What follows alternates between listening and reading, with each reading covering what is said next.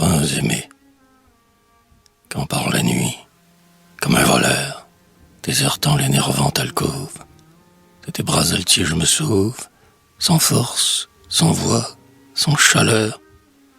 Quand je me hâte en la nuit froide, le front pâle, les yeux rougis, fiévreux, regagnant d'un pied roide, tristement mon triste logis. Lorsque je fonds l'ombre funèbre, pas un d'ici, plein d'émoi, doucement je songe à part moi. L'horreur des minuits m'enténèbre. En m'étoufflant dans ce manteau d'ombre propice aux songeries, je vais savourant le gâteau des ressouvenances chéries. Sans souci des rôdeurs du soir, me dévisageant d'un air drôle, sans voir la brute qui me frôle et qu'au sous l'alcool fait choir, sans voir la fille qui sautelle aux cadences de ses satins, sans répondre aux mornes catins dont le sourire s'empastelle. Par ton image protégée, telle une image tutélaire, je fuis, ton souvenir logé sur ma peau, comme un scapulaire.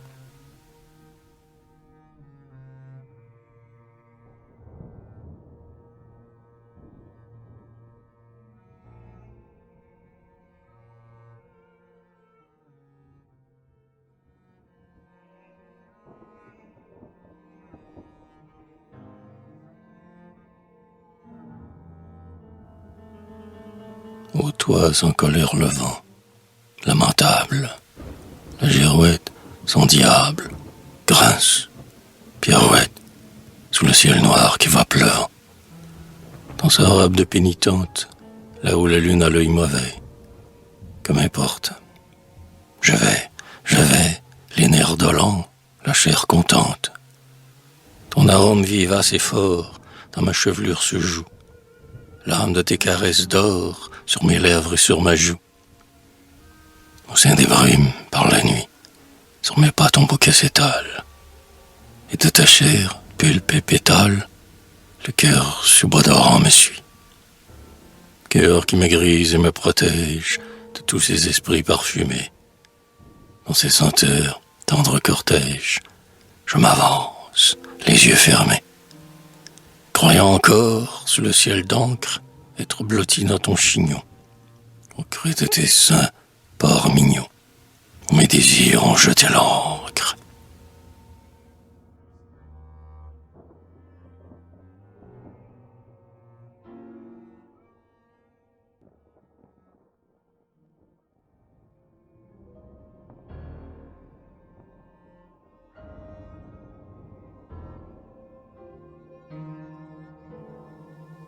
Buveuse de phosphore, je tue en haine ces mazettes, courant, le soir, les guilles doux, se vendant pour des anicettes, parlant aigre, mais buvant doux. Ouais, j'ai l'horreur de ces gamines, aux jeunes instincts malfaisants. J'abhorre leurs gestes, leurs mines, déjà perverses, de 16 ans.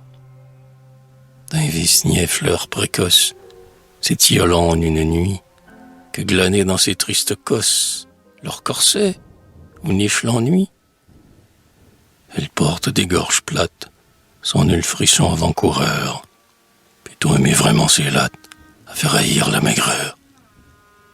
Cependant il n'est pas de fête, aussi puérile beauté, parmi les foules stupéfaites, n'arborent leur sotte gaieté.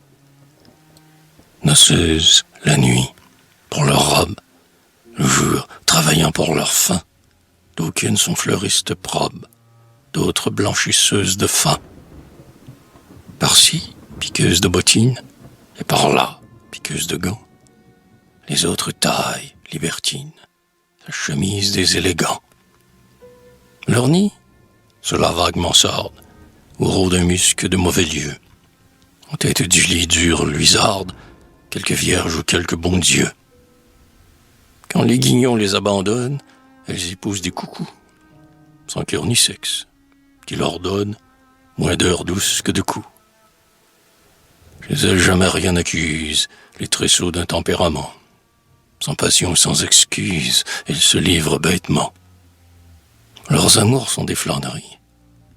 L'homme pour elle n'est qu'un bras, à les conduire aux brasseries, à les poser aux alambras. Sans soif, ainsi qu'elles caressent, elles boivent comme des trous. Leurs cerveaux constamment paraissent.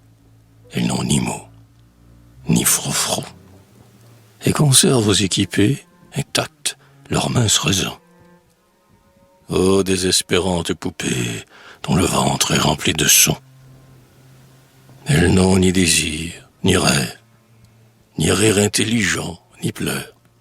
Ces piteuses fillettes d'Ève ont craqué la pomme en sa fleur.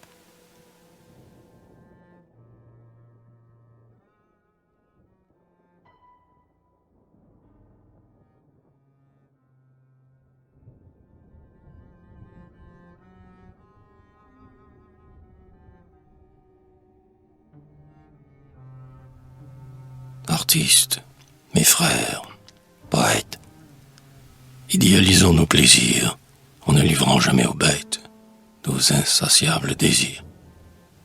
L'esprit épanouit le vice, il faut fuir la banalité, que la maîtresse nous ravisse, beaucoup par son étrangeté.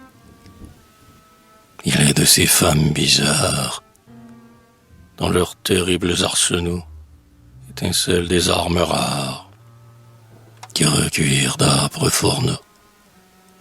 Leur regard aigu, c'est un glaive, jusqu'au moelle vous transperçant. De leur chevelure s'élève un parfum sauvage et puissant. Leurs caresses sont des blessures qui font saigner l'âme longtemps. Et leurs baisers sont des morsures, leurs larges baisers éclatants. Sur leur chair aux nerveuses formes plane un fumet subtil et fort. Mieux que les pâles chloroformes, il vous enivre, il vous endort, il vous berce sur des cadences d'une irrésistible longueur. Mais, aux farouches confidences, se chuchotant de cœur à cœur, quand les morts la coquetterie, ensorcelante déguisée, par une pointe d'hystérie, la ritournelle du baiser, mais leur fou amour à leur taille, amour exigeant à nourrir. Leur lit est un champ de bataille. On y doit vaincre ou bien mourir. Arrière, les vertus grincheuses, riant jaune du bout des dents. Levez-vous, mauvaise coucheuse, regarnissez vos fronts pédants. Des cheveux ombragent nos nuques, notre cuirasse est sans défaut. Nous ne sommes point des eunuques. Voilà les femmes qu'il nous faut. Aimons-les, celles-là, poètes. À leurs pieds couchons nos vers d'air. Nous verrons germer dans nos têtes les sonnets aux chaudes odeurs, les strophes aux rimes ailées, le vers chatoyant et gaillard. Peintres, aimons-les d'amour zélé. Elles savent réveiller l'art. Et l'orgueil aux voix turbulentes, au fond des cœurs désespérés, et dans les pulpes somnolentes, des cervelets des phosphorés.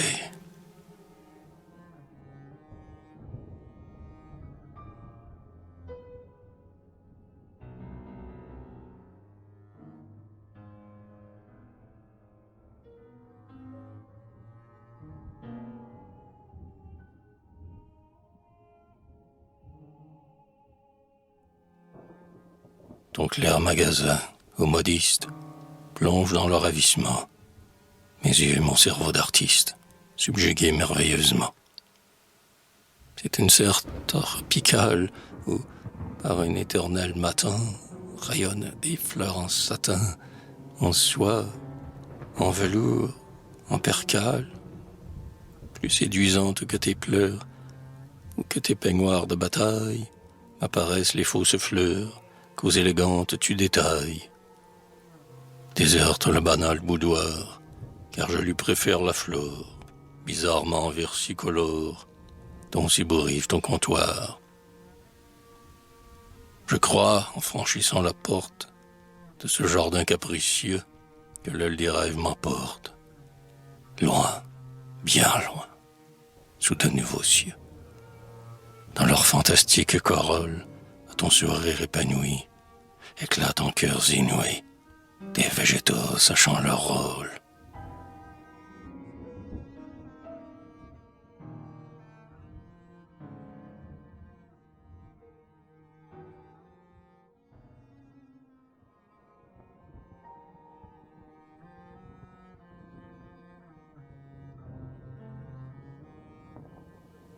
Près d'un bleuet en calicot, fleuri sous d'autres latitudes, tout noir, un grand coquelicot, prend de funèbres attitudes. Une tulipe de velours penche sa tête mauve et pleure sur des gramènes d'or qu'elle effleure de ses pétales ronds et lourds. Au ferry au reflet de cuir, hautaine sur le fil de fer, lève son front le faux givre, ami comme un baiser d'hiver. Ophélie et bien d'autres roses, s'émerveillant de leur satin, extraordinaires éteints dans de joyeuses coupes roses. Une aube en verre filet s'arrosit aux fruits de la ronce, l'aile d'un papillon gourmet, lui dans les calices de bronze. Rival d'un rameau d'épirus, un liseron grenaille vase, aux lèvres neigeuses d'un vase, son entonnoir de papyrus. La mouche de germe maraude brille aux clochettes du muguet.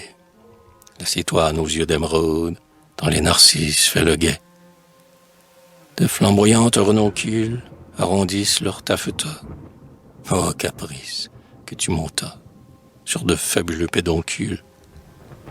Au cœur d'un lit artificiel, l'aile d'azur d'un scarabée semble, du firmament tombé, une gouttelette de ciel.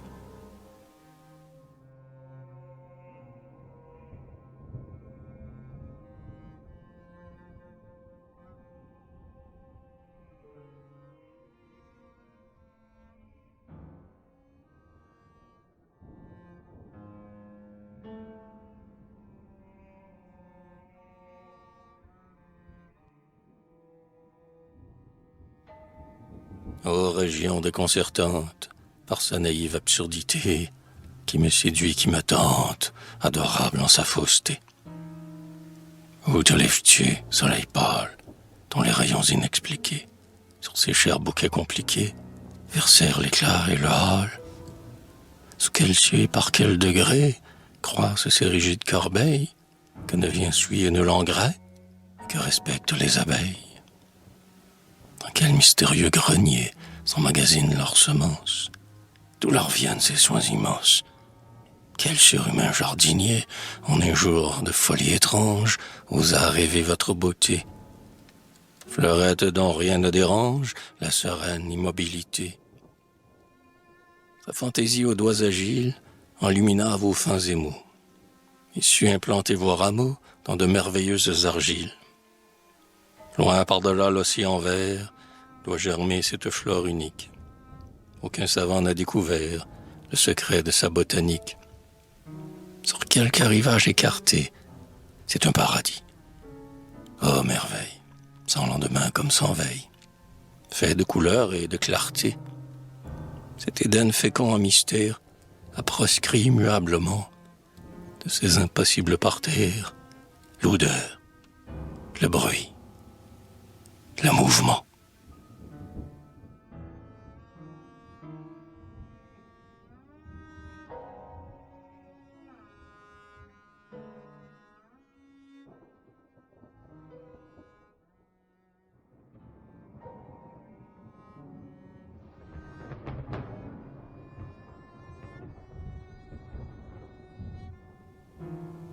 Or, sur ces cadavres voltiges, comme un papillon cajoleur, ta main qui va de fleur en fleur, et l'on voit sur sa roie de tige la fleur surprise se hausser, puis s'épanouir, bien vivant. Tout s'anime ou va se poser, ta caresse alerte et savant. Tout se meut à tes doigts jolis, sous leurs délicates phalanges, le bourgeon rejette ses langes, la feuille défripe ses plis. Les boutons mignards font des mines, en délaçant leur corset clair. Les amoureuses étaminent, épandent leur pollen dans l'air. Les spattes exceptionnelles tendent leurs cornets à tes pleurs, le grand lifard de ses pâleurs, au doux soleil de tes prunelles. Émerveillé, le papillon agite ses ailes et joue, perplexe entre le vermillon de tes roses et de ta joue. À tes attouchements subtils, à tes coups d'ongle, le pétale, voluptueusement s'étale et forme une alcôve au pistil. Le scarabée aux ailes bleues a remué la patte. Il court à vos mains de cocagne, que, deuil auquel il fait sa cour. Cependant les floraisons fausses se groupent en riches bouquets, parfumés à tes doigts coquets, ou modistes, et métamorphose. Parmi ces fleurs mortes prenant vie à ta main providentielle, tu me parus incontinent, être la fleur artificielle.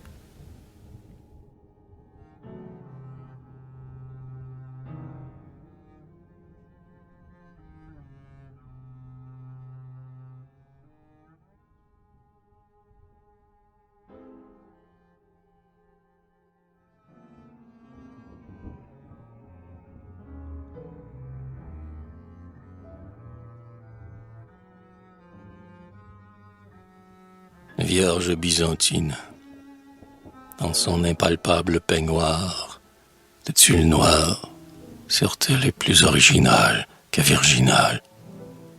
Son corps de plâtre a des luisants bien séduisants.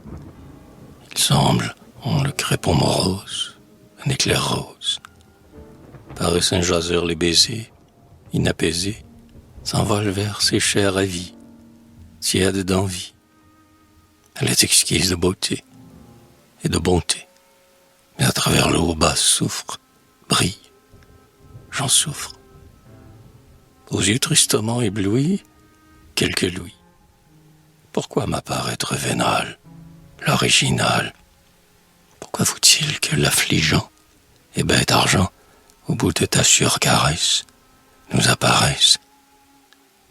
Je ne cherche point ton amour, ni ton humour.